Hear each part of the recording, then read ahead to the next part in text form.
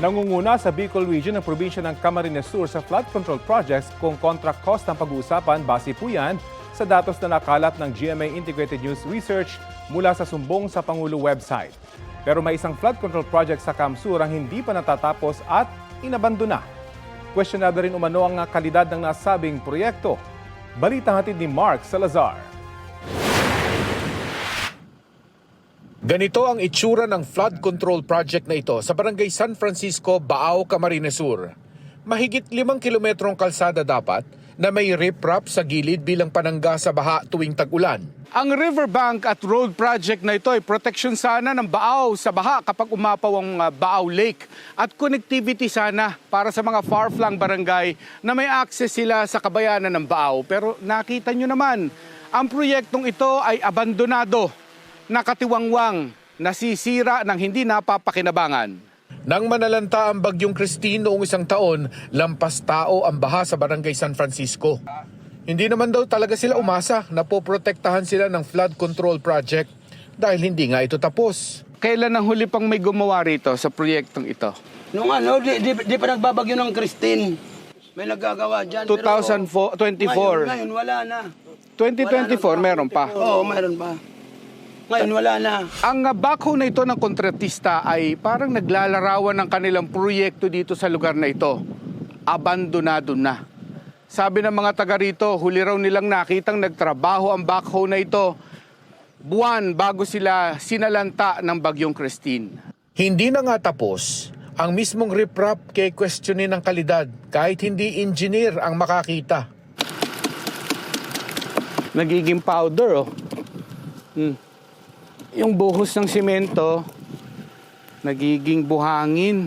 Wala nang nakapaskil na project board para makita ng publiko ang halaga ng proyekto, sino ang kontratista at kailan ito sinimulan at natapos. Sa DPWH 5th District Engineering Office ng Camarines Sur sana malalaman ang mga detalyeng ito na aming sinadya, ngunit hindi kami hinarap.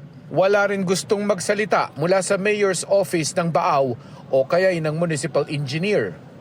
Ang mga opisyal ng Barangay San Francisco ang nagsasalita para ireklamo ang anilay balahurang trabaho ng kontraktor sa kanilang flood control project. Sabi ko nga noon, yung una nag-report dyan, ako, magagalitin ang engineer ng DP. Ganyan ang ginagawa nyo. Kaunting, tapal. Bato. Oo, bato. Tapal. Kami nga nagsasabi sa kanila, dapat pagandahin nyo yung programa nyo. Para kami naman ng mga taga San Francisco, baka hanggang buhay pa yan. Maprotektahan sana.